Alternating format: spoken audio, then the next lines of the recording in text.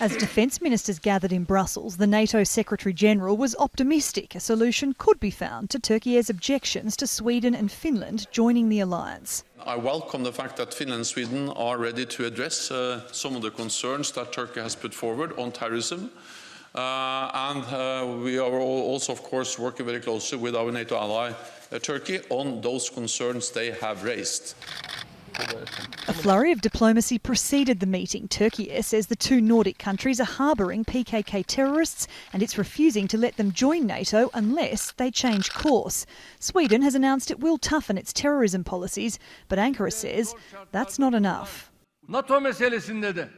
We will definitely not change our stance on the NATO issue until Sweden and Finland take clear, concrete and decisive steps in the fight against terrorism. The reason we're taking a stand against Sweden and Finland in foreign policy is because terrorist organizations are roaming the streets of those two countries, and we're not going to open our doors to them.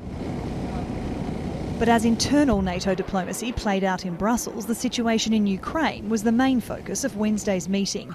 Outgunned by Russia, Kyiv is begging Western allies for more weapons. It says to date it's only received 10% of what it's asked for.